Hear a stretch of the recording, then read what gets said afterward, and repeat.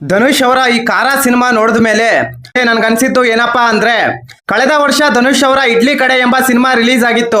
ಈ ಸಿನಿಮಾ ನೋಡಿದ ಪ್ರೇಕ್ಷಕ ಮನೆ ಕಡೆ ಮುಖ ಮಾಡಿದ್ರು. ಯಾಕಂದ್ರೆ ಈ ಸಿನಿಮಾದಲ್ಲಿ ಧನುಷ್ ಅವರ ತಂದೆ ಒಂದು ಇಡ್ಲಿ ಹೋಟೆಲ್ ನ ನಡೆಸ್ತಾ ಇರ್ತಾರೆ. ಅವರ ನಿಧನದ ನಂತರ ಅವರ ಮಗ ಈ ಇಡ್ಲಿ ಹೋಟೆಲ್ ನ ಜವಾಬ್ದಾರಿ ವಹಿಸ್ಕೊಳ್ತಾನೆ. ಸೇಮ್ ಟು ಸೇಮ್ ಇದೇ ಕತೆ ಈ ಕಾರಾ ಸಿನಿಮಾದಲ್ಲಿ ಕೂಡ ಇದೆ. ಆದ್ರೆ ಸ್ವಲ್ಪ ಡಿಫ್ರೆಂಟ್ ಅಷ್ಟೇ.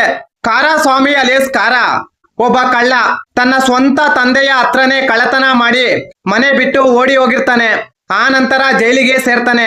ಜೈಲಿನಿಂದ ವಾಪಸ್ ಬಂದ ಬಳಿಕ ಮಮತಾ ಬೈಜು ಅವರನ್ನು ಪ್ರೀತಿಸಿ ಮದುವೆ ಆಗಿ ಹೊಸ ಬದುಕು ಕಟ್ಕೊಳ್ತಾನೆ. ಆದ್ರೆ ಈ ಗ್ಯಾಪ್ ಅಲ್ಲಿ ಕಾರನಿಗೆ ಒಂದು ಸಮಸ್ಯೆ ಬರುತ್ತೆ. ಅದೇನಂದ್ರೆ, ತನ್ನ ತಂದೆ ಮಾಡಿದ ಬ್ಯಾಂಕ್ ಸಾಲ ಮತ್ತು ಅಡವಿಟ್ಟ ಹೊಲದ ಪತ್ರಗಳನ್ನು ದರೋಡೆ ಮಾಡಕ್ಕೆ ಕಾರ ಮುಂದಾಗ್ತಾನೆ. ಮುಂದೆ ಏನಾಗುತ್ತೆ ಅನ್ನೋದು ಈ ಸಿನಿಮಾ ನೋಡಿ ನೀವೇ ತಿಳ್ಕೊಳ್ಳಿ. ನಿಜ ಹೇಳ್ಬೇಕಂದ್ರೆ ಈ ಸಿನಿಮಾದ ಡೈರೆಕ್ಟರ್ ಧನುಷ್ ಅವರನ್ನು ಇಂಡಿಯನ್ ರಾಬಿನ್ ವುಡ್ ರೇಂಜ್ ಗೆ ತೋರ್ಸಕ್ಕೆ ಪ್ರಯತ್ನ ಪಟ್ಟವ್ರೆ. ಧನುಷ್ ಅವರ ಹಳೆಯ ಸಿನಿಮಾಗಳನ್ನು ಮಿಕ್ಸ್ ಮಾಡಿ ಸಿಂಪಲ್ ಆಗಿ ಲೋಕಲ್ ರಾಬಿನ್ ವುಡ್ ಶೈಲಿಯ ಈ ಕಾರಾ ಸಿನಿಮಾನ ಮಾಡವ್ರೆ.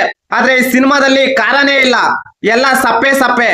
ಸೆಕೆಂಡ್ ಹಾಫ್ ನಲ್ಲಿ ಧನುಷ್ ಅವರು ಮಾಡುವ ದರೋಡೆ ಸೀನ್ಗಳಲ್ಲಿ ಲಾಜಿಕ್ ಇಲ್ಲ.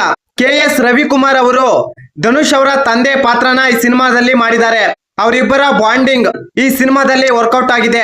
ಫೈನಲ್ ವರ್ಡಿಕ್ಟ್ ಏನಪ್ಪಾ ಅಂದ್ರೆ, ಈ ಕಾರಾ ಸಿನಿಮಾದಲ್ಲಿ ಉಪ್ಪು ಹುಳಿ ಖಾರ ಇಲ್ಲ, ತುಂಬಾ ಲ್ಯಾಗ್ ಇದೆ.